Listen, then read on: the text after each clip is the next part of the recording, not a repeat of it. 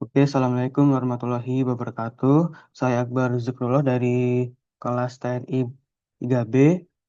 Di sini saya akan mengerjakan quiz assignment data analisis untuk TI. Nah, kita langsung ke eh, sini aja ya, pembukaan. Jadi di sini tuh ya, pada kegiatan saya ini, tujuannya saya menggunakan dataset ameshosting.csv, yaitu data harga rumah di kota Ames, Lowa yang berisi berbagai informasi seperti luas tanah, tipe rumah, tahun dibangun, dan harga jual. Jadi, tujuan analisis ini adalah untuk menunjukkan bagaimana proses pembersihan data atau data cleaning dilakukan, khususnya dalam mengidentifikasi dan menangani missing value atau inkonsistensi data serta melakukan analisis statistik deskriptif sebagai tahap awal eksplorasi data. Hmm. Jadi di sini ada yang kedua tahap persiapan data. Jadi di sini saya menggunakan Google Colab untuk menjalankan datasetnya dan mulai coding atau buat kode. Ini saya sudah mempersiapkan kode dari ameshosting.csv-nya ya. Yang pertama kita harus upload datasetnya terlebih dahulu. Kita copy aja. Oh, salah malah di sini.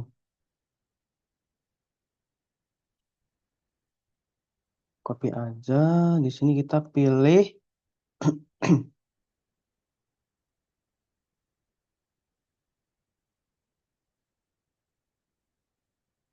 Nah, terus file. Kita pilih file.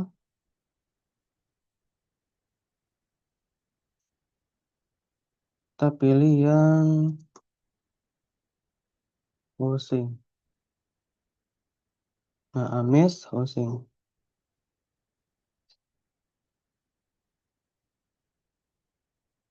Ini ada proses ketika kita mengupload datasetnya.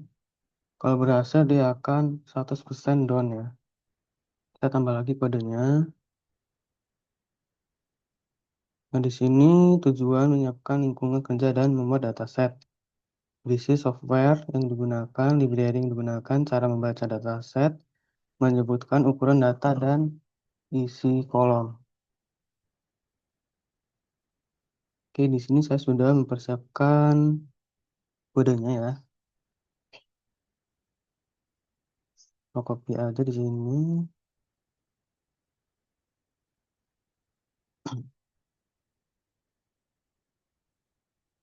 Coba kita running, jalankan. Hasilnya akan seperti ini ya. Yang dimana tujuannya untuk menyiapkan lingkungan kerja dan memuat dataset. Nah, di sini saya menggunakan library import pandas ASPD untuk membaca dan mengolah data.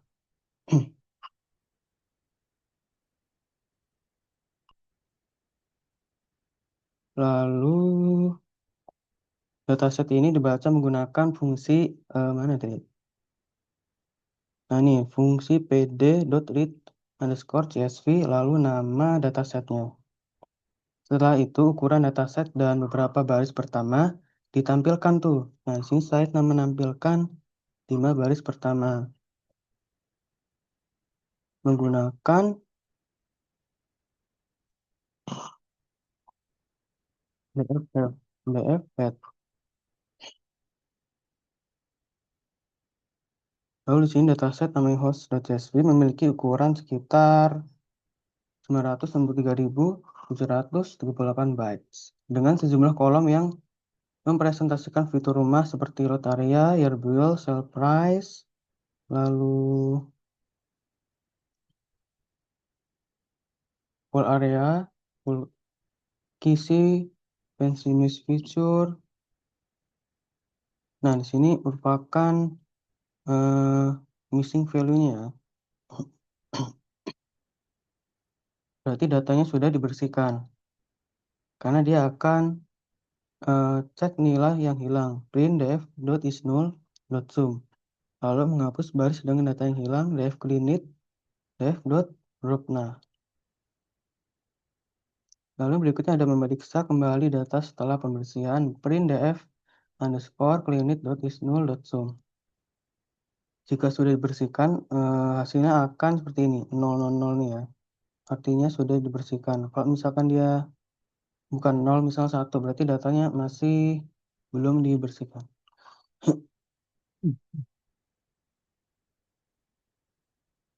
Tambah lagi kode. Pemeriksaan awal data. Tujuannya memahami struktur dan tipe datanya.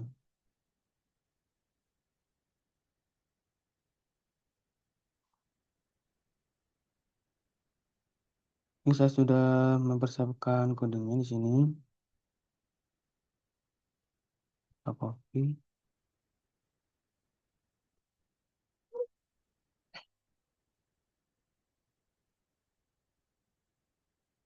Outputnya fitur mana saja yang masuk ke golongan kualitatif dan kuantitatif. Kalau masalah missing tipe data angka disimpan sebagai string, jelaskan pentingnya memastikan tipe data sebelum analis. Nah, di sini kita berarti running terlebih dahulu. Nah, ini ada berapa ini? Banyak nih. 81 kolom ya. Dan dia dari order ini data tipenya tuh integer 64, MS subclassnya juga integer 64, loss frontage-nya float 64, terus ada beberapa yang data type-nya itu objek, lalu integer 64 juga sama. Nah, ini jumlahnya. Jadi data type-nya float-nya ada 64, float 64 ada 11, lalu integer 64-nya ada 28, objeknya ada 43.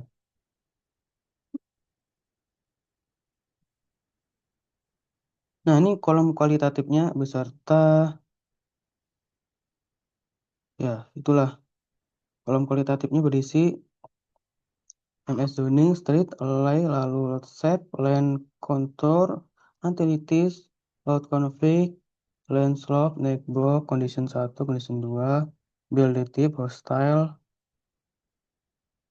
dan masih banyak lagi ya.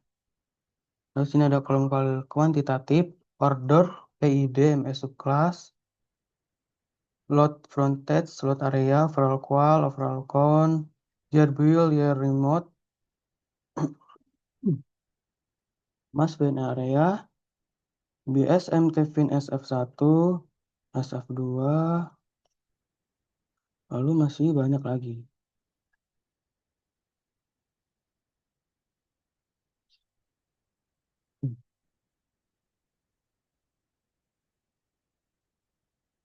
Nah, jadi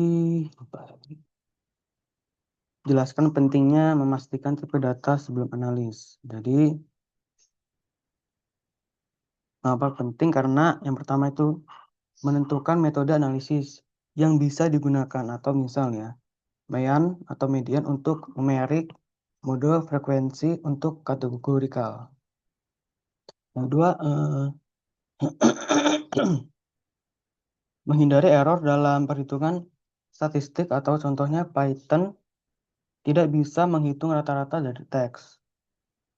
Lalu ketiga ada membantu dalam pemilihan teknik visualisasi yang tepat atau bar chart yang untuk kategorikal, histogram untuk numerik.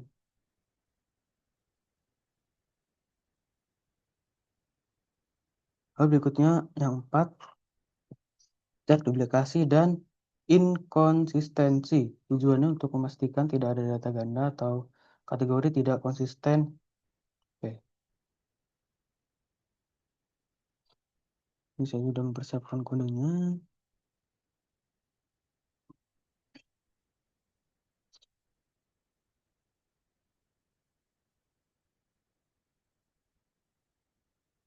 Kita tambah dulu. Nanti kita running.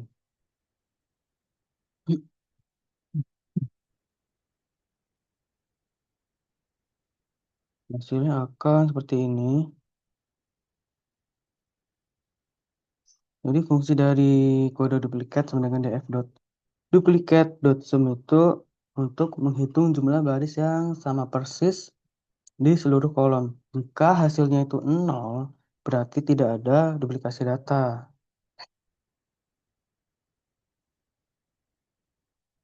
Itu di sini banyak ya. Jadi, tapi dari secara keseluruhan jumlah data duplikatnya itu 0.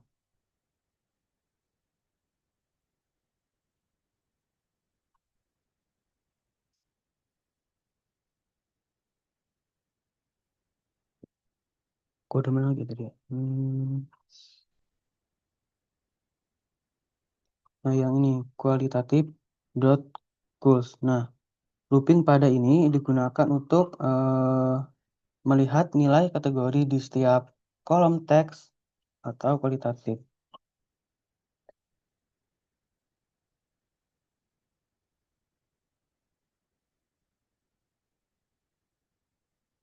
Ini hasilnya variabelnya tuh banyak.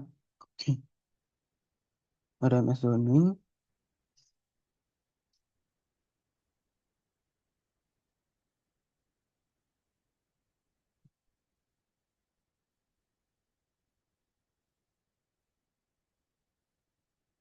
ada pertama aja. Double zoning, MS zoning, RL-nya 2023, RM-nya 462, FV 129, dan seterusnya. Ini ada banyak ya.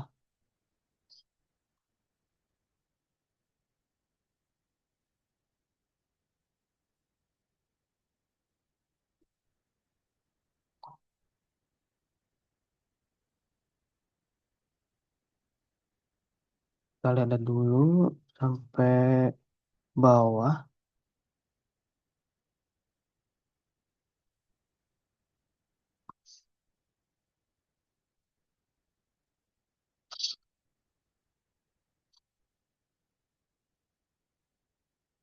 Oke, jika sudah,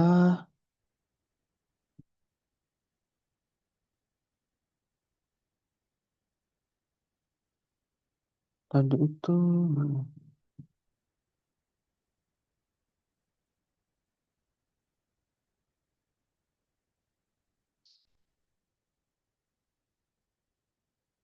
Kita jelasin kodenya aja lah ya. Dari value count ya, yang ini.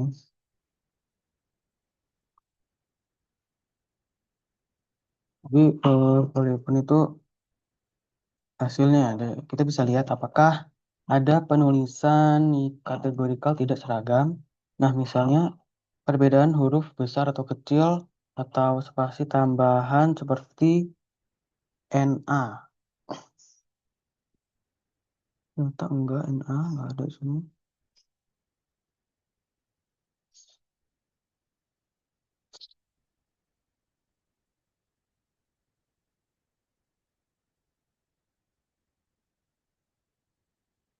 Oke, jadi kita masuk penjelasannya aja.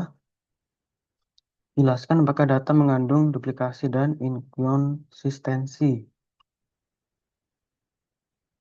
Jadi kalau menurut saya, eh, duplikasi data itu bisa menyebabkan hasil analisis menjadi bias. Karena nilai tertentu itu dihitung lebih dari sekali. Jadi inkonsistensi kategori seperti break dan bridge bisa menimbulkan kesalahan interpretasi interpretasi terutama saat menghitung frekuensi atau membuat grafik. Nah, jadi oleh karena itu pemeriksaan ini penting sebelum melanjutkan ke tahap analisis statistik deskriptif.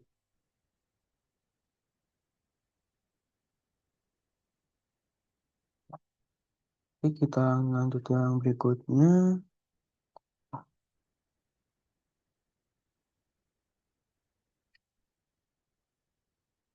Cek missing value. Tujuan mengidentifikasi data kosong dan menjelaskan strategi penanganan. Di sini saya sudah mempersiapkan kodenya.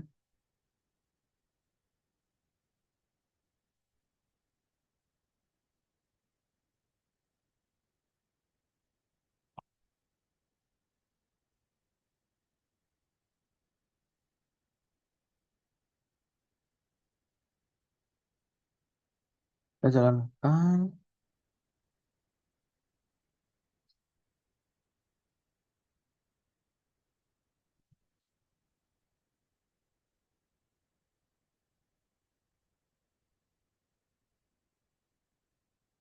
Hasil df.isna.sum atau visualisasinya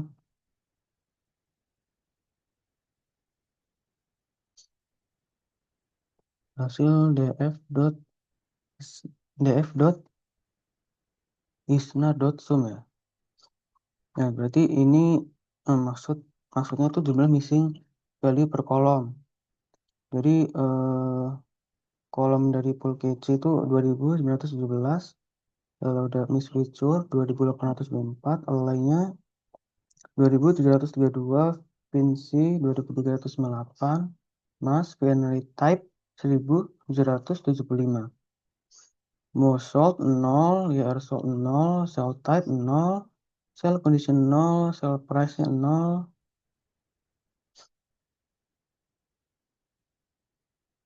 Oke, di sini berarti artinya kolom seperti pool, isi lalu alloy dan fins punya data kosong yang sangat banyak.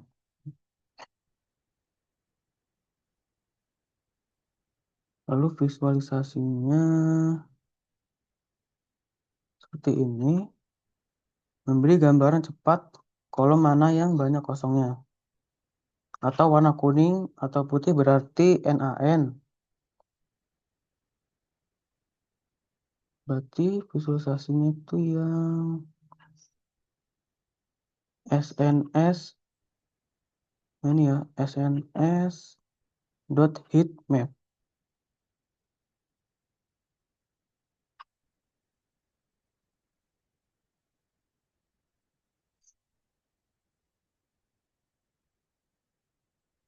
Lalu ada, nah, yang ini tampilkan kolom dengan missing value terbanyak. Most missing value dot head 10. Jadi di sini saya ambil 10 teratas dan hasilnya itu akan seperti ini. Kolom dengan missing value terbanyaknya ada full QC 2917, miss feature 2824, alay 2732, Vinci 2308, Masculine E-Type 1775, Fireplace Q 1422, Load Front Test 490, Garage Squall 199, Garage CRBLT 199, Garage Con 199, berarti di sini data type-nya semuanya integer 64.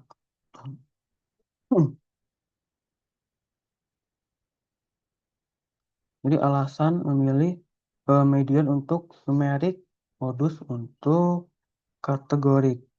Kalau menurut saya, numerik untuk median itu karena median tidak terpengaruhi outlier dan lebih stabil daripada mean. Lalu kenapa di sini milihnya kategorik dengan modus? Karena kategori tidak memiliki nilai numerik, modus paling mewakili mayoritas data. Masuk kode berikutnya.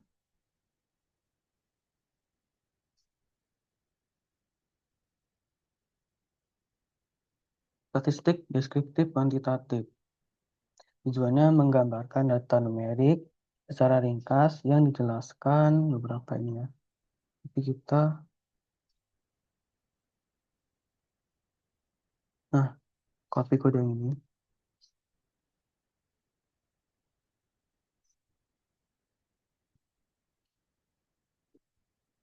Di sini saya ambil kolomnya tuh cell size, load area, varchar, sama year build. Kita running.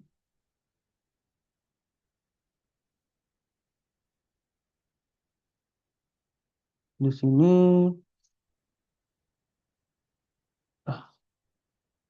langsung di scrap apa teman-teman. Oh,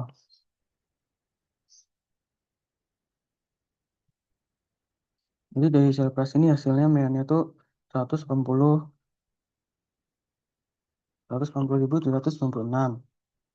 Lalu STD-nya tuh 79.896, PV-nya 0,4, min-nya 127, max-nya 755. Load area-nya mean 10.147, STD-nya 7.880, CV-nya 0,7, min-nya 1.300, max-nya 215. Overall qual-nya mean 6,0. Ini 6 Pak, 6,0 ya. Pokoknya itu STD 1,4, PV-nya 0,2, min-nya 1, max-nya 10. Build-nya itu ada 1971, STD-nya 30, CV-nya 0,01, min-nya 1872, max-nya 2010.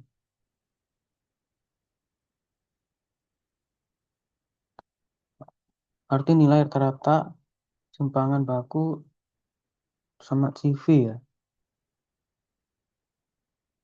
Jadi kalau menurut saya tuh rata-rata itu kan nilai mean ya. Jadi itu adalah nilai tengah dari keseluruhan data.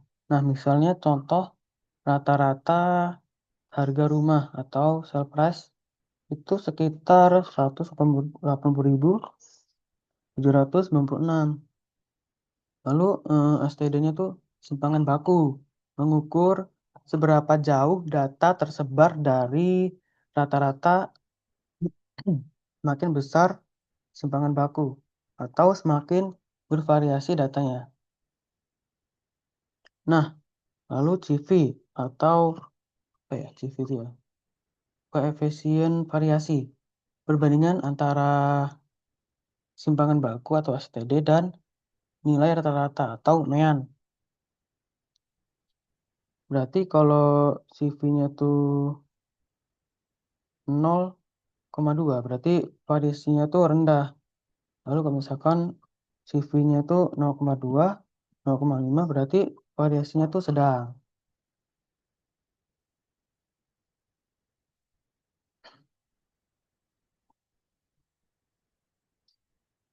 Kita tambah lagi.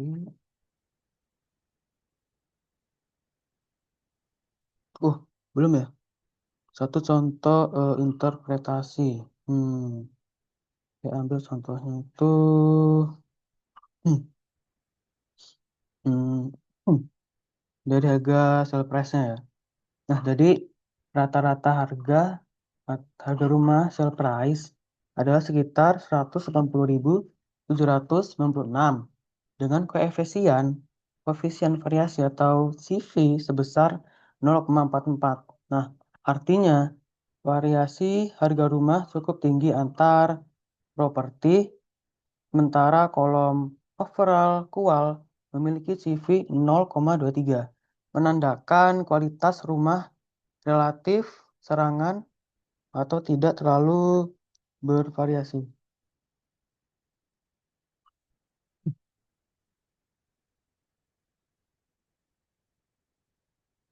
Oke, berikutnya statistik deskriptif kualitatif.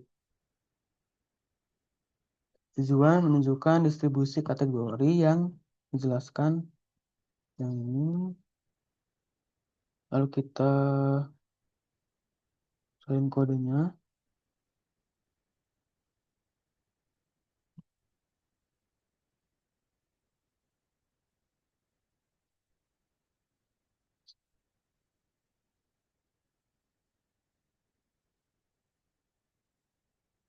Nah, sini kan variabel dari apa sih namanya nih? MS zoning ya. Seperti ini, habis itu disuruh apa lagi sih? Variabel dominan. Nah, jadi variabel zoningnya RL 2273, presentasinya 7,58. RM 462, persentasenya 15,77. Lalu ada FV, frekuensi 139, presentasenya 4,74. Lalu ada RH 27, persentase 0,92. Ada COL 25, 0,85, IOL 2, 0,07, AGR 2, 0,07. Jadi kategori dominannya ada di RL karena dia cukup tinggi, 77,58%.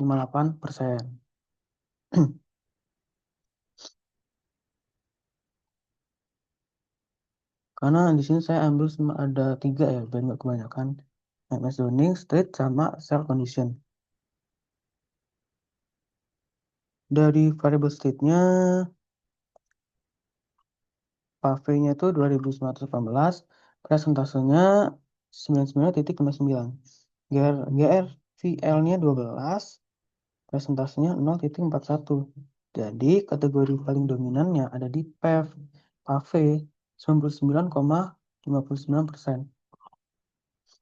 Lalu yang terakhir yang saya pilih itu variable cell condition. Ada normal 2413, 82,35, lalu partial 245, 8,36, abnorm ML 190, 6,48, family 46, presentasenya 1,57, aloka 24, presentasenya 0,82, habis itu ada Artsland 12, frekuensinya 12, presentasinya 0,41. Jadi kategori paling dominan tuh ada di normal. Paling besar berarti sekitar 82,35%.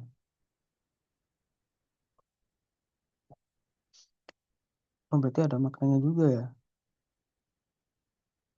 Jadi dari makna ulang lagi ya. Makna dari MS zoning itu sebagian besar rumah berada pada di zona RL. RL itu apa gitu? Berarti ini zona rumahnya MS zoning ya.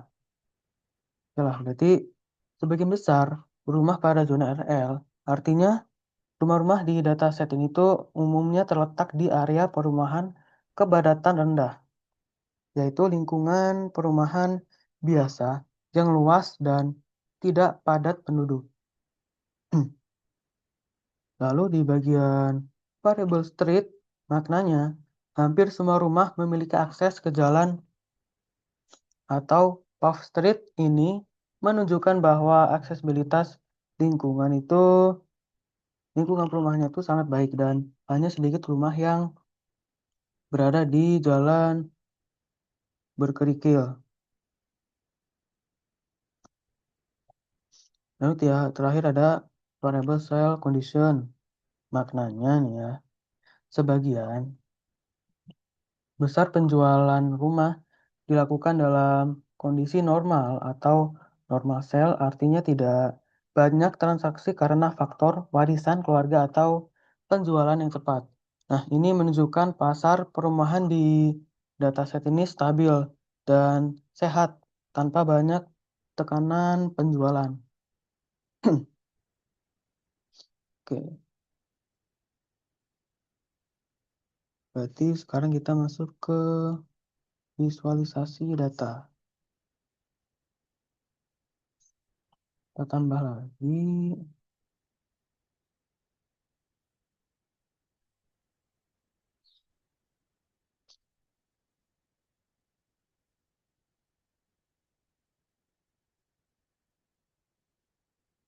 satu-satu lah ya kopinya.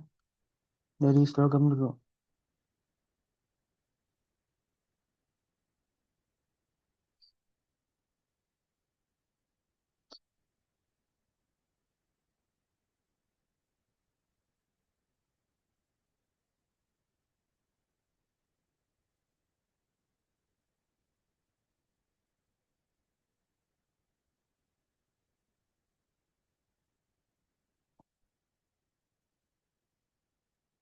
Jadi sebelum jelasin,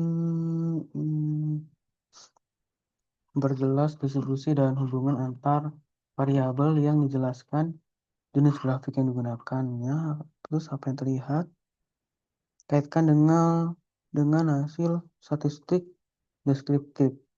Oh,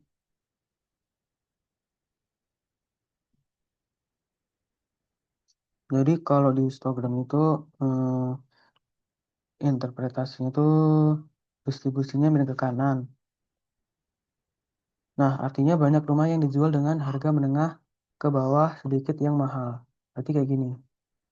Yang ini kan agak sedikit ke kanan ya.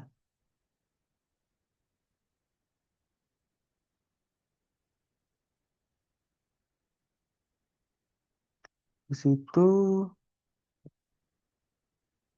kode berikutnya yang box plot.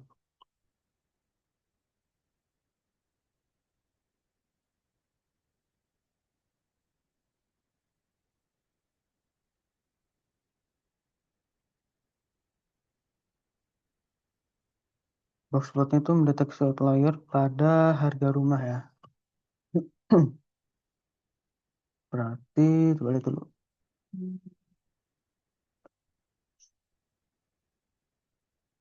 Oh, berarti statistik deskriptifnya itu kayak interpretasi yang saya jelaskan tadi ya. Itu sama ya, kita menjelaskan secara deskriptif dari box plot ini.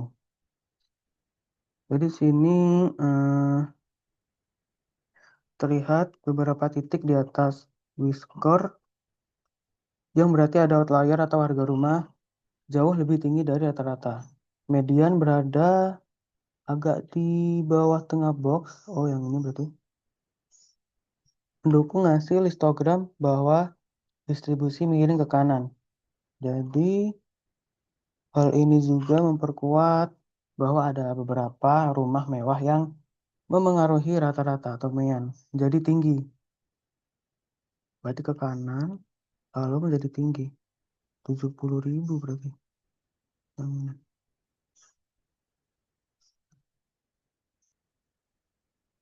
Tambah lagi yang bar chart.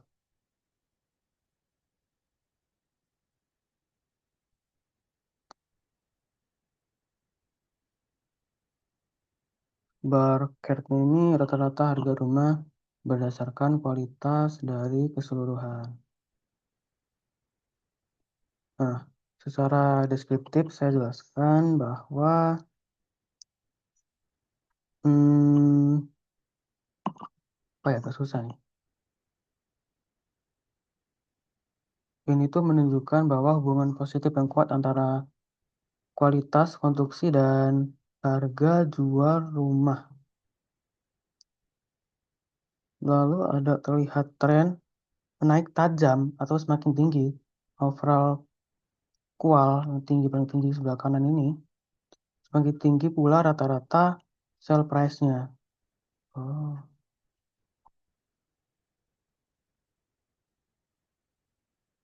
berarti ini overall kualnya, ini harga price-nya 40.000 ini, harga price-nya ini overall kual yang ke atas.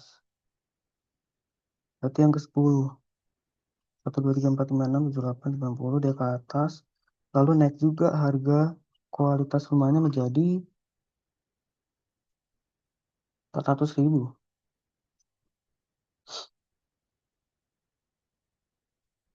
Lalu yang terakhir ada scatter plot.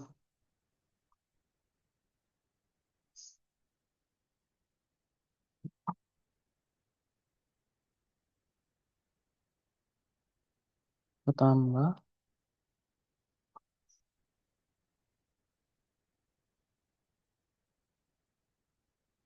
hubungan antara luas tanah dan harga rumah.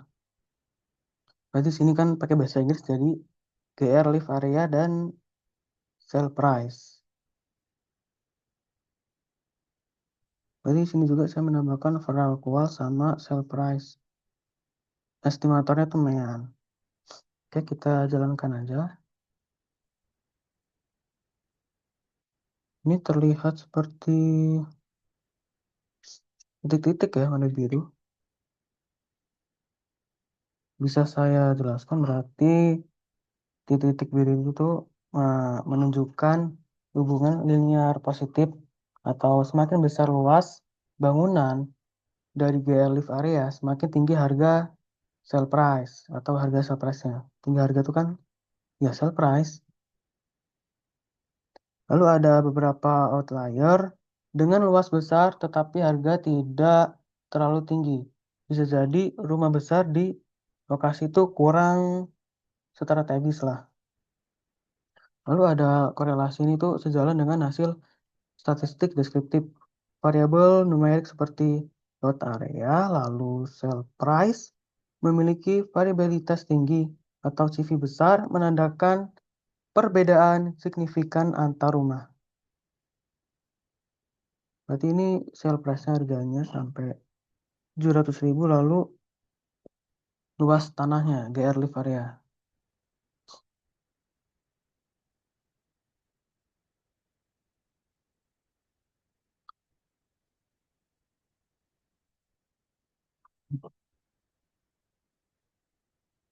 Oh, sebentar ada ringkasan dan penutup. Hmm.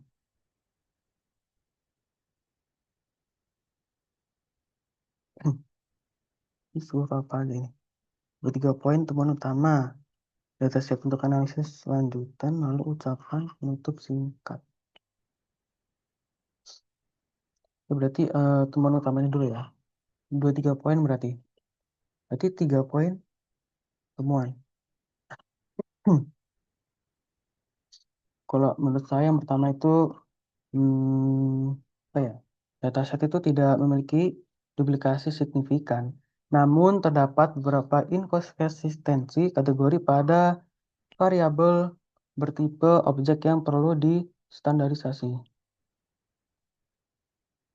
Nah, di sini yang kedua saya menggunakan beberapa kolom yang memiliki missing value dan strategi penanganan yang digunakan itu adalah median dan modus.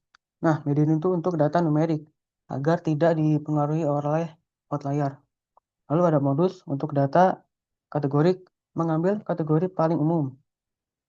Nah, yang ketiga temuannya itu hasil statistik deskriptif menunjukkan bahwa yang harga rumah berarti ya. Rata-rata atau harga rumahnya itu sell price sebesar berapa tadi? Harga rumahnya sebesar, nah ini sell price 180.000, 180, 796 dengan koefisien variasinya itu atau CV sebesar 0,44 menandakan bahwa variasi harga antar rumah itu cukup tinggi sekali.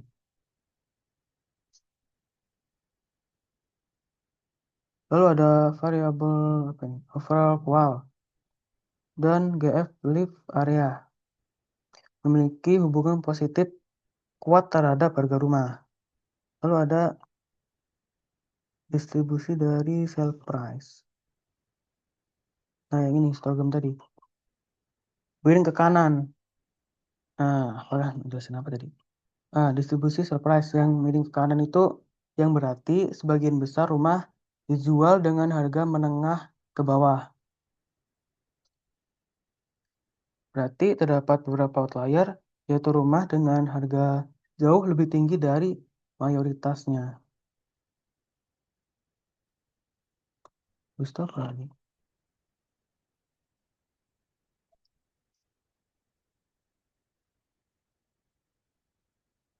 Berarti masuk ke ucapan penutup singkat. Apa ya? Kalau dari saya sendiri sih ya, hmm, kesimpulan lah penutupnya. Secara keseluruhan, proses eksplorasi dan pembersihan data itu telah memberikan pemahaman awal yang kuat terhadap struktur dan karakteristik dataset. Nah, tahapan berikutnya itu dapat difokuskan pada pemodelan Prediktif itu untuk memperkirakan harga rumah berdasarkan variabel-variabel penting seperti overall qual, yearly varia, dan year bill.